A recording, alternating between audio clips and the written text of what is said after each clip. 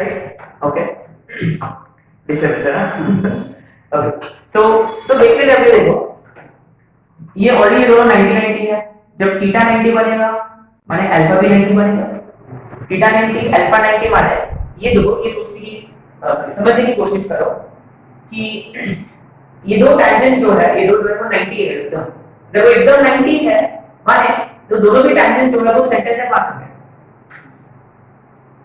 Is it माने if you draw मैंने अगर ये टैंजेंट अगर सेंटर से पास होगा है ना ये देखो ये हाँ ये दोनों क्वेश्चन तब जाके अल्फा थीटा ये सब 90 90 90 है ना but anyway fine but let's see here है ना ये फॉर्मूला से क्या कंक्लूजन बना सकते हैं है ना कंडीशन क्या है ना ये अपन इसमें इंटरेस्ट ले आता है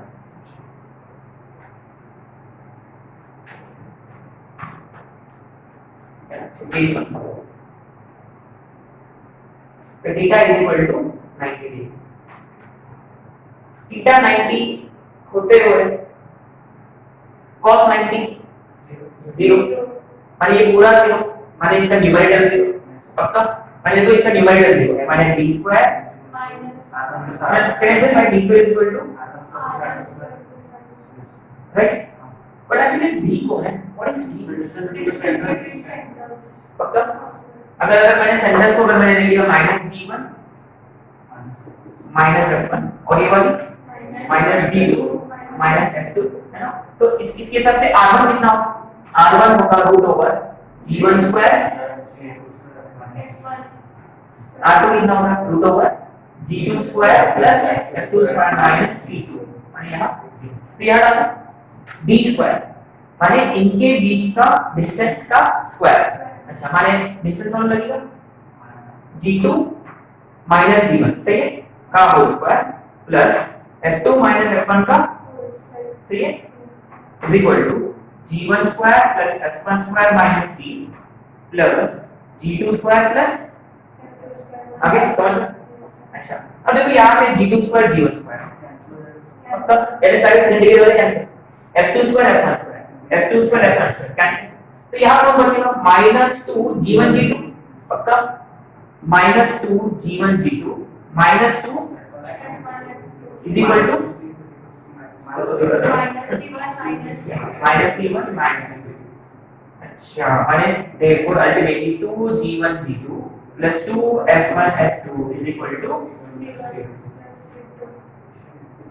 है ना now let's understand this कि अगर दो tangents के बीच में एंगल 90 है माने we say that circles intersect each other at what angle 90 degree है ना उसका दूसरा नाम ये है ऑर्थोगोनल इंटरसेक्शन है ना सो इसमें आप ये लिखना होगा कि circles intersect each other orthogonally है ना और जस्ट राइट ऑर्थोगोनल इंटरसेक्शन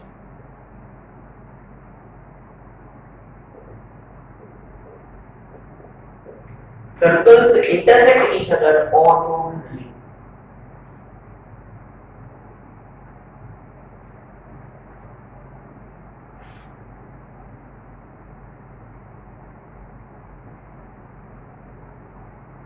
है ना अब देखो एक सिंपल सा कंडीशन एक सिंपल सा question sorry check whether the two circles intersect orthogonally or not what will you do ये वाली कंडीशन है ना आपके पास दो सर्कल्स होंगे you be having two circles with you बस अगर ये कंडीशन सैटिस्फाई हो रहा है माने the two circles intersect each other orthogonally otherwise what do we do usually find the angle of intersection of two circles या find angle between two circles बस ये फॉर्मूला को अप्लाई करके डायरेक्ट अगर गलती से भी जीरो हो गया माने थीटा 90 माने the two circles intersecting orthogonally right simple एक तो ये वाला कंडीशन भी है d square is equal to r1 square plus r2 square ये भी इंपॉर्टेंट है और वो भी इंपॉर्टेंट है ना ये भी अंडरस्टैंड कर लेना d square is equal to r1 square plus r2 square ठीक है माने अब आपको ये भी लिखना होगा therefore इसमें नोट ये कब पॉसिबल है ये पॉसिबल कब when is this possible this is possible if the tangent of first circle note आपको नोट के इसमें लिखना है या कोई point in this case or this is possible if tangent of first circle passes through center of second circle is it सही था क्या, है ना? आपने नोटिस किया, देखो इस सर्किल का जो टैंजेंट है T2 वो अब सेंटर से पास होना चाहिए, तब जाके दोनों टैंजेंट्स के बीच का एंगल 90 बनेगा, है ना? पक्का? एंड वाइस वर्सा, माने सेकंड सर्कल का टैंजेंट फर्स्ट सर्कल का सेंटर से पास होगा, फर्स्ट सर्कल का टैंजेंट सेकंड सर्कल का सेंटर से पास होगा, पक्का? यानी वो ज्योमेट्रिक अंडरस्टैंडिंग है। एनालिटिकल अंडरस्टैंडिंग ये है कि फॉर्म लाइक कंडीशंस इस फॉर्मेट में आपको याद रखना है, ठीक है? अच्छा, फेज 2 थीटा 0 होने की चांसेस है क्या? Is there a possibility? अगर थीटा 0 होगा ना तो क्या होगा, ये देखो थीटा अगर 0 होगा माने ये देखो ये कौन सा और हाँ एक मिनट ये वाला टैंजेंट था,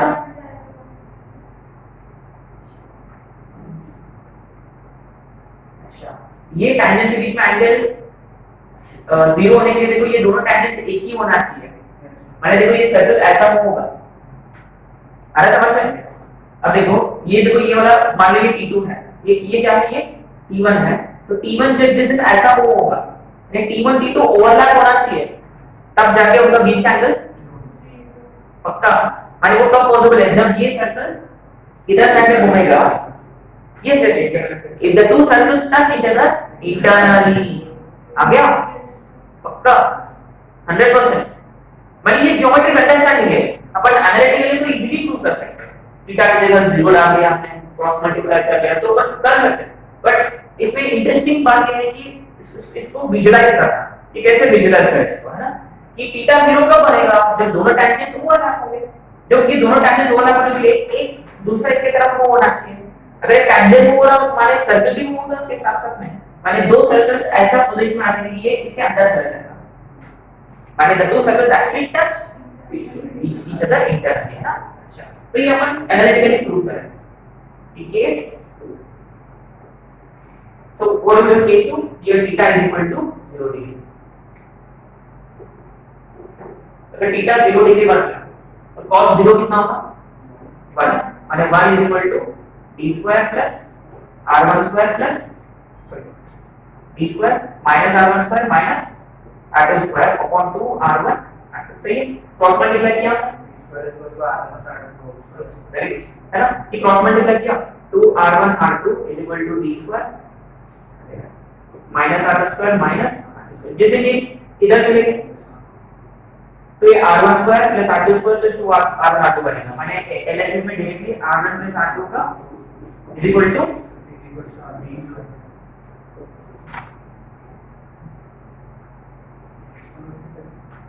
ये दोनों इसका एक्सटर्नल है,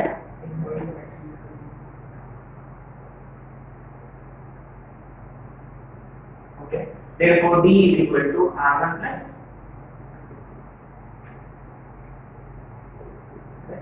so गड़बड़ हो गया,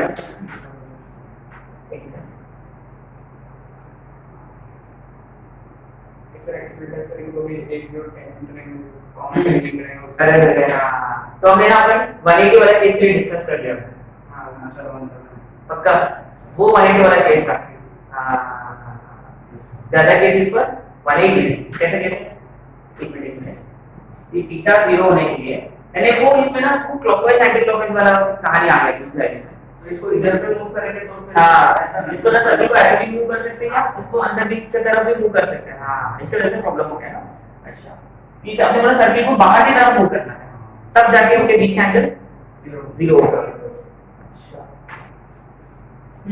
ओके फाइन, राइट? सो क्या कंडीशन बनेगी यहां कि अगर एंगल 0 है हमारे d is equal to r1 plus r2, so what does it mean, therefore circles touch each other, circles touch each other,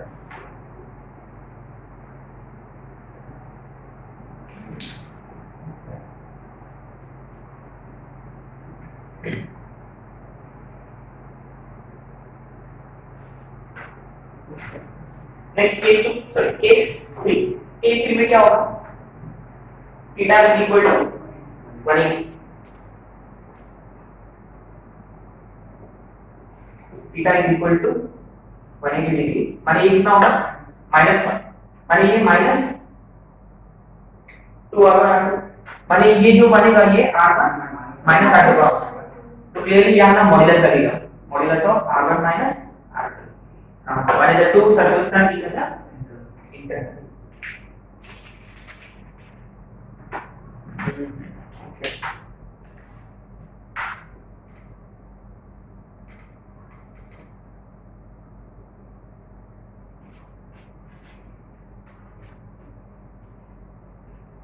tangent से ना दो प्रकार से कोइंसाइड हो सकते हैं ना। अच्छा okay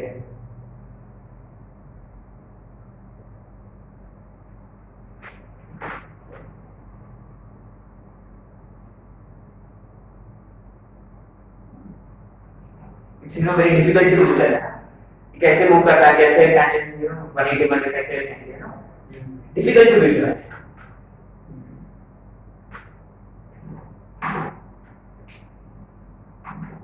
Okay, so basically we have discussed 4 points है ना 4 पॉइंट में डिस्कस किया कि एक तो एंगल कैसे फाइंड करें find angle of intersection of to circles ये वाला फॉर्मेट है। पॉइंट नंबर 2 कि एंगल इनके बीच का एंगल 90 हो गया 90 बन गया कि माने orthogonal intersection the circles intersect each other at 90 degree माने ऑर्थोगोनल इंटरसेक्शन। तो उसका क्या कंडीशन था कि 2g1 g2 2 f1 f2 c1 c2 theta 0 माने d is equal to r1 plus r2 touching external d theta 180 d is equal to r1 plus r2 modulus का when touch each other internally है ना। एक दो question कर लेते हैं।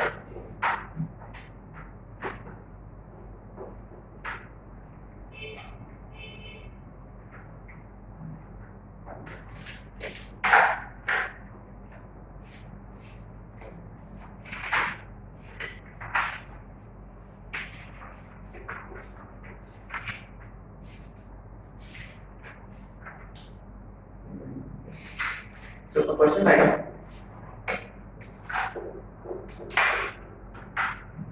okay page number 9 question number if circles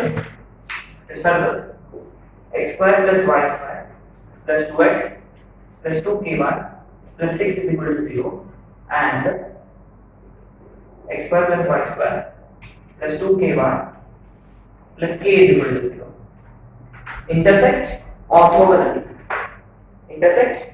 orthogonally then find the values of k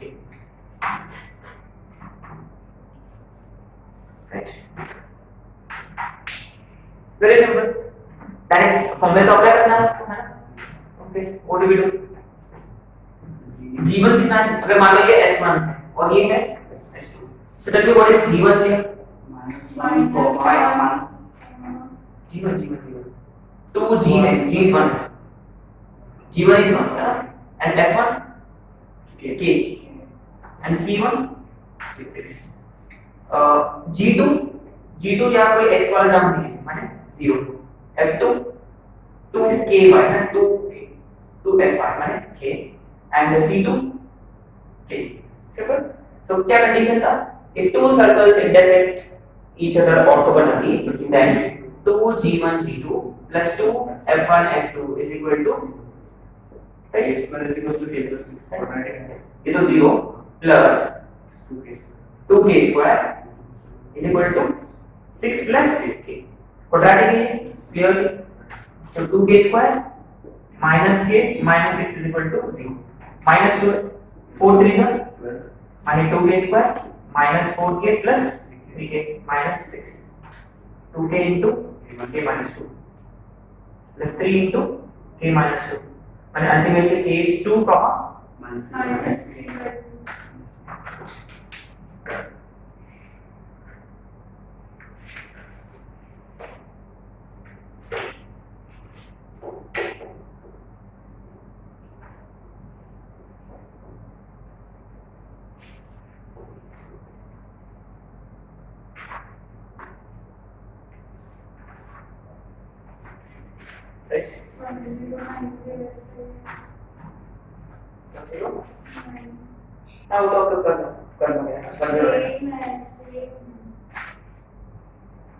Okay. Let's try question with page number 18 का 1 3. Page number 18 का 1 3.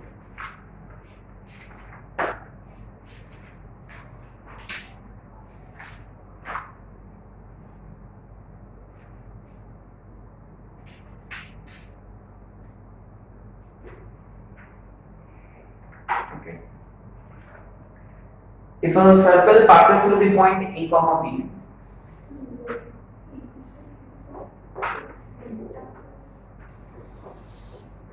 and curves the circle x square plus y square is equal to p square. Orthogonal. Okay. So page number 18, question number 13. So circle is passing through A comma B, है ना? Passing through, and curves the circle x square plus y square is equal to p square. Orthogonal. तो क्या पूछा उन्होंने? Find the equation of locus of center. Now remember, the moment we see center, माने ultimately last step में अपन किसको x और y से replace करेंगे? h g तो लोकस किसका फाइंड कर रहे हैं अपन? सेंटर. सेंटर क्या लेते हैं अपन? आइदर h k और माइनस जी माइनस एफ को अपन रिप्लेस करेंगे बाय x एंड y. क्यों माइनस जी माइनस एफ? क्योंकि अपना कंडीशन, क्योंकि ऑर्थोगोनलिटी का कंडीशन किसके ऊपर है? g1 equal to f.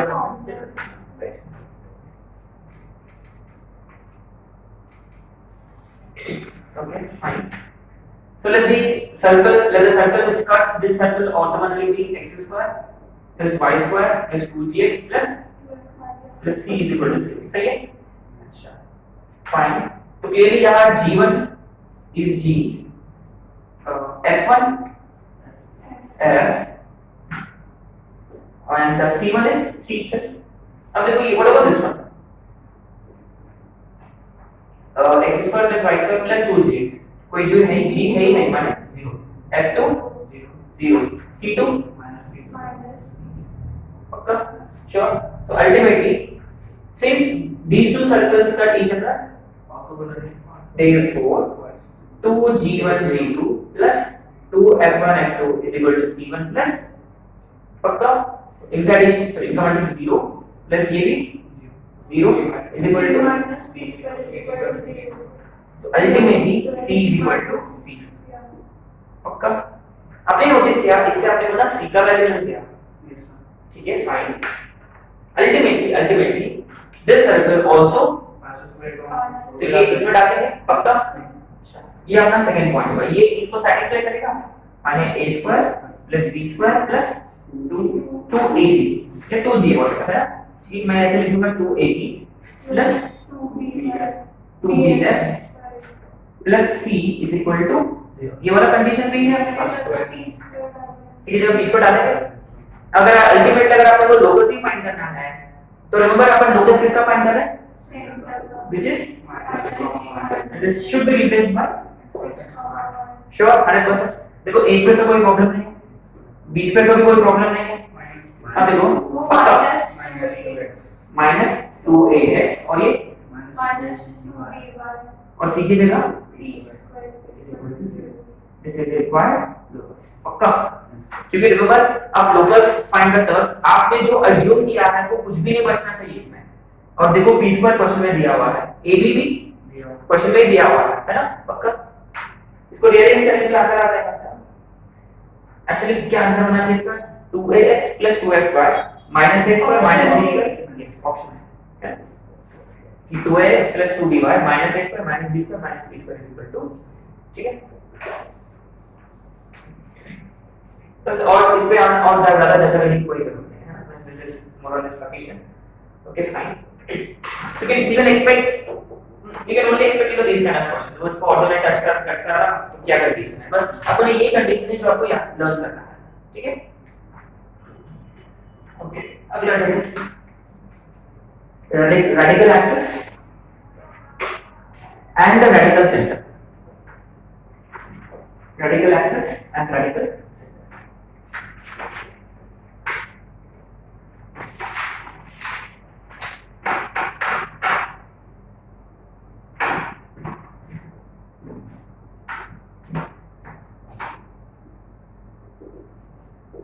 ये स्ट्रिक्टली एडवांस लेवल है।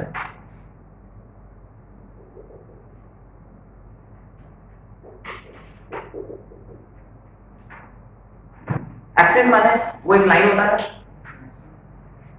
राइट, और सेंटर माने लगता है वो एक centre. What is centre? Centre माने पॉइंट।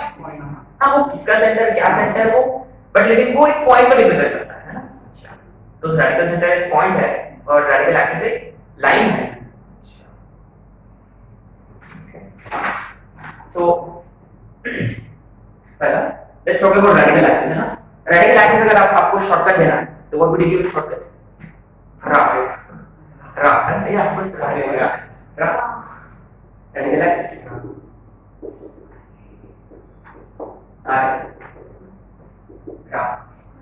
तेलुगु में रा होता है, इधर आओ, रा नंदरी को थैंक यू बोलते हैं सर। नंदरी को थैंक यू। तेलुगु है, तमिल में तमिल होगा sir. Okay okay, so anyway, तो रेडिकल एक्सिस होता क्या है बेसिकली, लेट्स सी, है ना। So what it is basically, I drew to circles, है ना, ऐसे, ठीक है। मैंने एक पॉइंट है, एक ऐसा टैंजेंट खींच लिया, है ना, और एक ऐसा टैंजेंट खींच लिया, ठीक है, राइट। तो ना बेसिकली मान लो ये P से T1 ऐसे और ये P T2 है, तो ना बेसिकली मुझे ना PT1 और PT2 इक्वल चाहिए। तो उसके लिए ऐसे कोई स्पेशल पॉइंट्स होते हैं, माने कि मुझे ऐसे कुछ स्पेशल पॉइंट्स चाहिए जहां से जब मैं टेंजेंट्स ड्रॉ करूंगा कि उनका लेंथ इक्वल होना चाहिए और उनका लोकस जो होता है वो रा होता है, radical axis. So what is radical axis basically? It is locus of points from which equal tangents can be drawn to the two given circles. Simple. अच्छा, तो बेसिकली अगर मान लो ये S1 is equal to 0 है और ये है S2 is equal to 0, अब देखो, if let's see if anyone can guess what is the locus of these points. मान लो ये लाइन है ना, लाइन की, so can anyone guess the equation of this line? Anyone? ऐसे guess मारना है। S1 minus S2 equal to 0. Very good. S1 minus S2 is equal to 0. है ना, अच्छी बात है ना कि वही फॉर्मूला है S1 minus S2। अरे यार, S1 minus S2 gives us tangent. S1 minus S2 also gives us common chord. S1 minus S2 also gives us radical axis।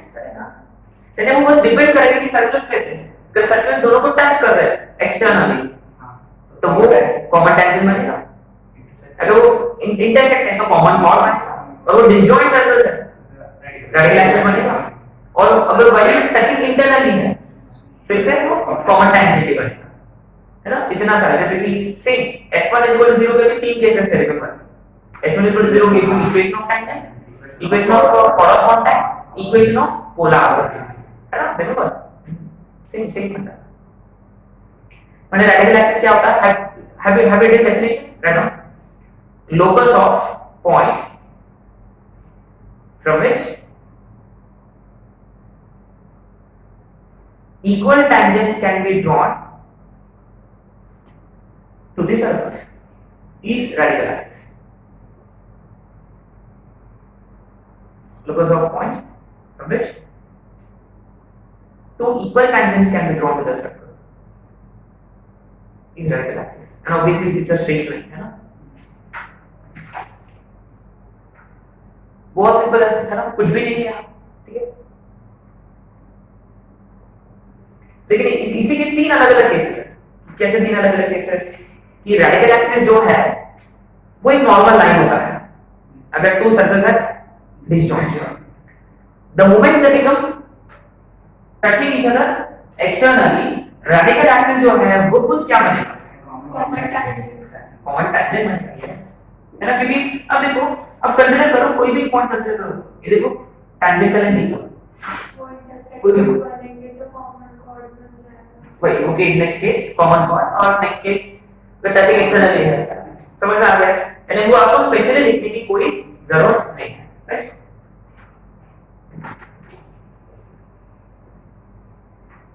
अगर आपको पूछा गया है find radical axis so what will you do s1 minus s2 is equal to 0 ठीक है एक बार question कर लेते हैं ऐसे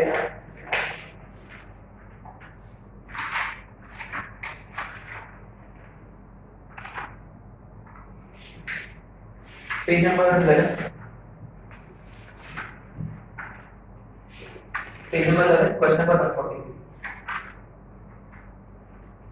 find equation of radical axis of circles x square plus y square minus 3x minus 4y plus 5 is equal to 0 2x square plus 2y square minus 10x minus 12y plus 12 is equal to 0 very simple मान लो ये s1 है और ये s2 तो s1 minus s2 is equal to 0 x square y square अब देखो ये s2 नहीं है ये S2 नहीं है इसको S2 में कन्वर्ट करने के लिए आपको पहले 2 से डिवाइड करना होता है ये ट्रिकी पार्ट है अच्छी बात है हमने यही क्वेश्चन सेलेक्ट किया -5x plus 6 is equal to 0 ठीक है देखो x पर y पर x पर वैसे भी कैंसिल अच्छा -3x plus 5x -4y plus 6y 5 minus 6 simple option ठीक है सिंपल है ना सिंपल है इससे ज्यादा कोई चर्चा करने की कोई जरूरत नहीं now interestingly now radical centre क्या होता है या तो रेडिकल एक्सिस पे इनफिनिटली मेनी पॉइंट्स हैं तो ना अब देखो अगर मैंने एक और सर्कल को इंट्रोड्यूस किया था अगर मैंने एक और सर्कल को इंट्रोड्यूस किया तो अब बताओ ठीक थे अच्छा पहली बात ये आया कैसे हमने डायरेक्ट फॉर्मूला लिख दिया अब देखो रिमेंबर ये length of tangent of this circle this is nothing but root this is length of tangent of ये रूट s2 मतलब ये दोनों पक्का s11 minus root s22 is equal to 0 माने s11 is equal to पक्का right अब ये देखो s11 माने क्या होता है x1 square plus y1 square देखो मैंने ऐसे वाला ले लिया है कैलकुलेशन बाय इजी होगा is equal to x2 square plus y2 square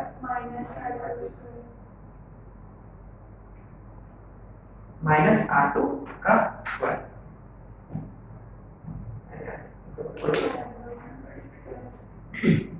एक थोड़ा सा गड़बड़ हो गया कि क्या गड़बड़ है कि ये S22 माने वो कोई दूसरा पॉइंट नहीं है ये S22 ये इस सर्कल को रिप्रेजेंट करेगा इस सर्कल में हमने ये वाली पॉइंट डाला ठीक है ये पॉइंट P1 भी x1 तो यहाँ S1 क्या होता है obviously what is S1 here x1 square sorry x square plus y square plus 2gx plus 2f plus c is equal to 0 और S2 क्या होता है x square plus y square plus 2g2x plus 2f2y plus c2 is equal to 0 है ना अच्छा ठीक है अगर मैंने ना ये वाली पॉइंट को ले लिया x और y इटसेल्फ है ना तो ये पॉइंट का डिस्टेंस और length of tangent to this circle from this point माने ये पॉइंट अपन इस सर्कल में डालेंगे वही तो करते हैं पक्का माने डायरेक्ट मैं यहां लिख दूं x square plus y square plus 2 g1x plus 2 f1y plus c1 should be equal to x square plus y square plus 2 g2x plus 2 है ना पक्का समझ में आ गया तो मैंने क्या किया पॉइंट को x y ले लिया क्योंकि वैसे भी उसी का तो प्लस पॉइंट था clearly x y plus x y x और रादर ठीक है यही तो है this is nothing but s1 this is nothing but s2 क्या करेंगे तो डायरेक्ट प्रूव कर लिया ना ऑलरेडी हां ये तो करना था आपको ये और ये एक ही है अब समझ में आया आपको अरे ये और ये एक ही तो है अपन क्या कैलकुलेशन कर रहे हैं हां इसके लिए this and this one are the same S1 क्या होता है, फर्स्ट सर्कल, S2 क्या होता है, सेकंड सर्कल, और ये S11 क्या होता है, लेंथ ऑफ, है ना, जो पॉइंट, अगर हमने सर्किल पे अगर xy डाला तो सर्कल तो सर्किल ही रहेगा, सर्कल तो चेंज नहीं होगा, मैंने S1 ही रहेगा, और ये S2, मैंने S1 is equal to S2, इसको रीअरेंज किया, मैंने S1 minus S2 is equal to रहेगा, ज्यादा कोई सब्स्टिट्यूशन वाली बात नहीं है, ठीक है। एनीवे, अब मैंने क्या किया, अब मैंने ना तीसरा सर्कल को मैंने इंट्रोड्यूस किया था, I introduce third circle somewhere, now let's understand, तो इनका एक रेडिकल एक्सिस बना, मान लो ये रावण है, रावण, ठीक है, अच्छा, तो इनका एक रेडिकल एक्सिस बनेगा जरूर, बनेगा कि नहीं, अगर मान लो ऐसा बन रहा है रेडिकल एक्सिस, ठीक है, तो ये क्या होगा, और ये एग्जैक्टली, और ये है रात्रि माइनस त्रिगुण होता है, ओके, एनीवे इंटरेस्टिंगली क्लियरली इनका रेडिकल एक्सिस और इनका radical axis axes I should be saying, right, they all intersect at one point, वो कॉन्करेंट है, और ये जो पॉइंट है ये होता है रेडिकल सेंटर, पक्का, आगे माने अगर आपको रेडिकल सेंटर निकालना है, माने कोई भी दो पेयर्स ऑफ सर्कल्स का रेडिकल एक्सिस निकालना होगा, either find RA1 RA2, Ravan राटू, या राटू रात्रि, रात्रि रावण, इनमें से कोई दो, पक्का, सॉल्व करो, आगे रेडिकल सेंटर, माने बेसिकली रेडिकल सेंटर होता क्या है, the point from which three equal times, है ना, प्लस राइट डायरेक्शन, दूसरा है radical centre RC, radical centre,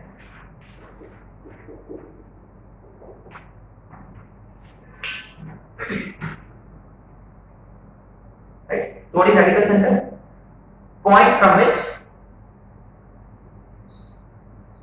equal tangents can be drawn, point from which equal tangents can be drawn to three given sectors,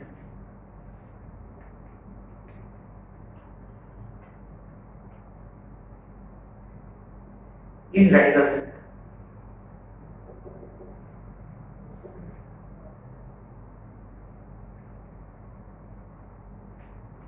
Now remember, radical axis, so radical center may not be possible always.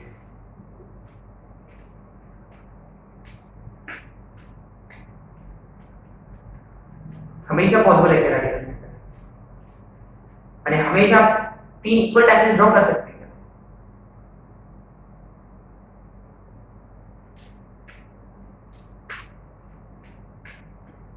I mean, can we always find a point from which three equal tangents can be drawn to the three circles? Is it always possible? उसके लिए क्या होना चाहिए, इनका radical axis, when all of them should intersect at the same point. Is it always possible? है ना, ये मेरा क्वेश्चन है ना, आपको ये पता करके आना है ना, ओके। नाउ इसका एक बहुत इंटरेस्टिंग फंडा है इसका,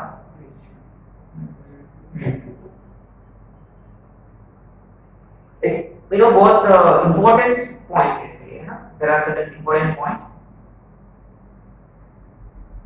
what are those points, okay, उनका कोई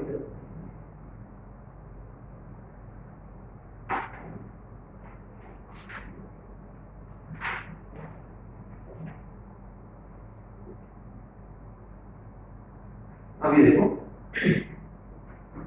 तो ये रेडिकल सेंटर है, तो मैंने क्या किया, मैंने इसको एक टैंजेंट ड्रॉ किया, है ना, और है ना, इसको भी एक टैंजेंट ड्रॉ किया, राइट, मैंने इसको भी एक टैंजेंट ड्रॉ किया,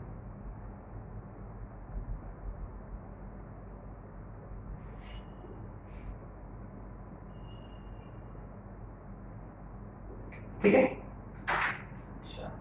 अब ये सेंटर जो है, ये इसका सेंटर है और ये इसका सेंटर है, तो ये एंगल कितना बनेगा ऑब्वियसली 90, ये एंगल कितना बनेगा ऑब्वियसली 90, और ये एंगल कितना बनेगा ऑब्वियसली, पक्का। तो मैं क्या करूंगा, कि रेडिकल सेंटर को सेंटर मान के मैं एक सर्कल ड्रॉ करूंगा विद these has radius, पक्का, क्योंकि ये तीनों इक्वल है रिमेंबर। तो ना वो जो सर्कल जो बनेगा वो ये तीनों भी सर्कल्स को ऑर्थोगोनली इंटरसेक्ट करेगा, माने कितना एंगल बनाएगा, पक्का। कैसे, लेट्स सी।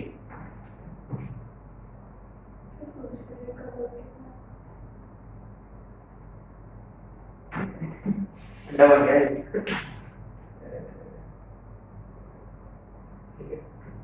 ठीक है चलेगा, है ना। ये देखो 90 और ये भी एक्चुअली ऐसा गुजरना चाहिए ना, ये ऐसा गुजरना चाहिए, तो तब वो it would have been very clear, right. So you know basically it makes angle 90, right. So anyway, so what the point, what should be writing here, इसके नीचे आपको लिखना है पॉइंट नंबर 2 डेफिनेशन के बाद। अच्छा, how do you find radical centre again, first write down, like next one, next write down. To find radical center, find the point of intersection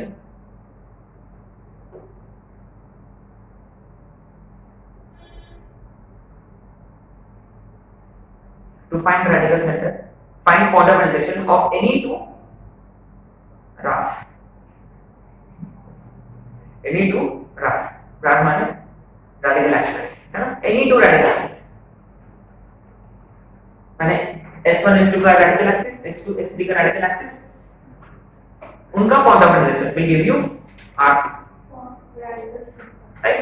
next point, third point, next point, right on, इसमें ज्यादा ना theory part है ना, next right on।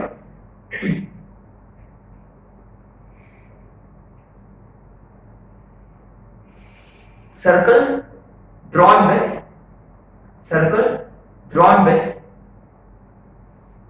RC as center, capital RC है ना, circle drawn with RC as center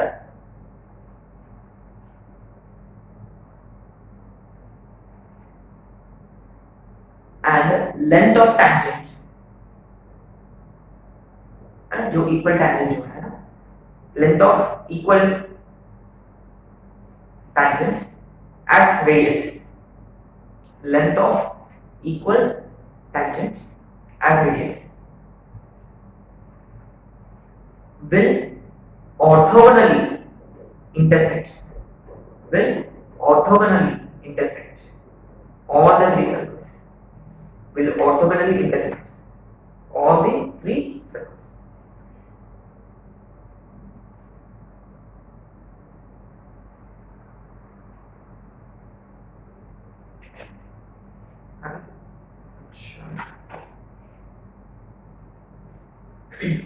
माने ये कहाँ यूजफुल होगा, ये माने आपके पास तीनों सर्कल है, find a circle which intersects all the three circles orthogonally, a circle which intersects all the three circles orthogonally. अच्छा देखो उस सर्कल का इक्वेशन निकालने के लिए आपको क्या क्या पता होना चाहिए, सेंटर और रेडियस, माने आपको इनडायरेक्टली क्या फाइंड करना है, आरसी फाइंड करना है। कैसे, दो सर्कल्स का रेडिकल एक्सिस, रेडिकल सेंटर जैसा मिलेगा, लेंथ ऑफ टैंजेंट निकाल, पक्का। कोई भी सर्कल लो लेंथ सेम ही रहेगा, पक्का, आ रहा समझ में, सेंटर है रेडियस है, इक्वेशन ऑफ सर्कल। और वो कंडीशन यूज कर सकते हैं क्या अपन, 2g1g2 + 2 f1 f2 plus is equal to, remember एक सर्कल में कितने अननोन क्वांटिटीज होते हैं, सर्कल का जनरल इक्वेशन रिमेंबर 3, रिमेंबर कितने पॉइंट्स की जरूरत होता है सर्कल के इक्वेशन निकालने के लिए, 3 पॉइंट्स के, रिमेंबर कि जैसे कि एक एक करके डालेंगे तो 3 कंडीशन आएंगे, g f और सेम है, पक्का। सेम लॉजिक यहां पर भी अप्लाई कर सकते हैं कि एक सर्कल जो रिक्वायर्ड सर्कल है वो तीनों भी सर्कल्स को ऑर्थोगोनली इंटरसेक्ट कर रहा है, तो कितने कंडीशंस बनेंगे, पक्का, क्योंकि वो फॉर्मूला कितने बार लगेगा, 3 बार लगेगा। आगे समझ, पक्का। आगे माने दो मेथड्स है कि find a circle which orthogonally intersects the three given circles. So कैसे सॉल्व करेंगे, तो वाला मेथड है ना, कि वो वाला मेथड है, ये वाला मेथड है ना, ये क्वेश्चन करेंगे, कल करेंगे क्वेश्चन, है ना। एक और पॉइंट है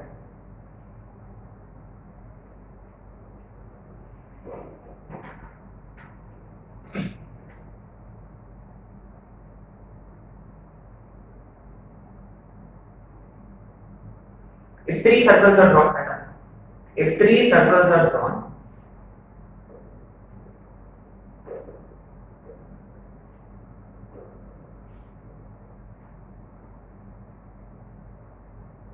considering the three sides of a triangle, considering the three sides of a triangle as diameters.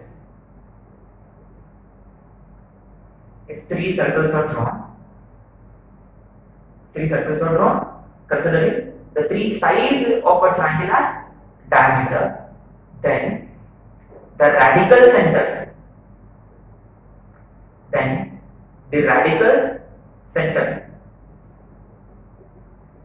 of the three circles is, can you guess what point, what special point would that be?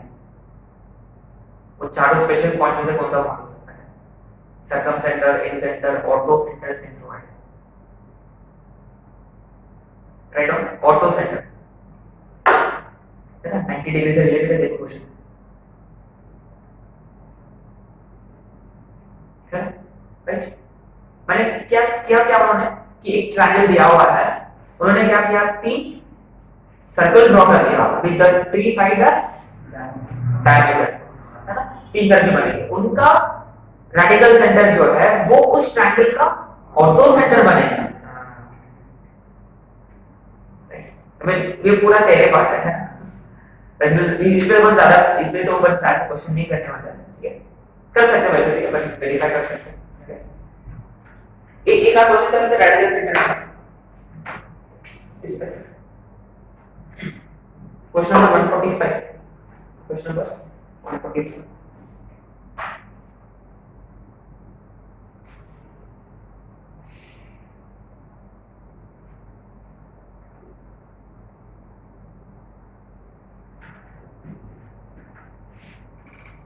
क्या है कि the radical centre of this circles x square plus y square minus 16x plus 60 is equal to 0, ये question number 145 है in our sheet. x square plus y square minus 16x plus 60 is equal to 0, ये first circle. Second circle x square plus y square minus 12x plus 27 is equal to 0। Third circle x square plus y square minus 12y plus 8 is equal to 0।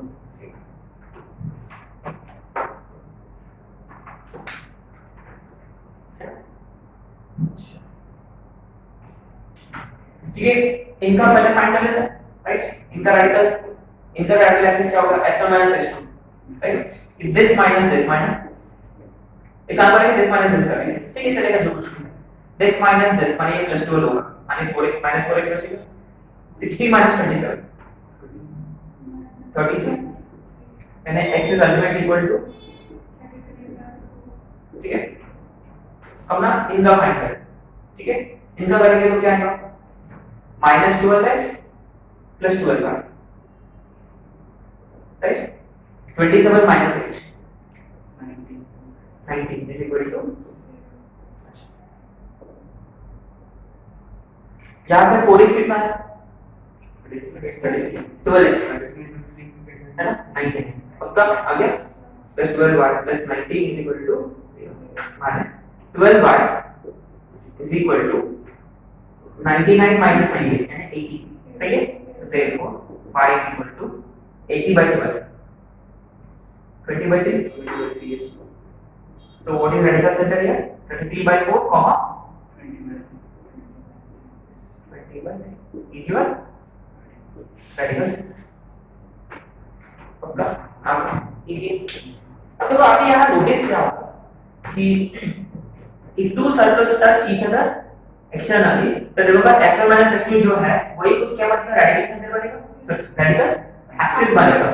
तो remember line joining जो this centre जो है वो radical axis से कैसे होता है, अच्छा वो टचिंग इंटरनली भी होता है क्या, इसे अच्छा ऑब्वियसली होना ही चाहिए, पक्का। अच्छा तो ना रेडिकल एक्सिस जो है वो हमेशा लाइन जॉइनिंग द सेंटर जो है उससे परपेंडिकुलर होता है। Another point which we note noted, जब आपको रेडिकल एक्सिस में आपको नोट करना है, रेडिकल एक्सिस में इसमें नोट करना है कि रेडिकल एक्सिस जो है वो हमेशा line joining centres of circle से परपेंडिकुलर होता है।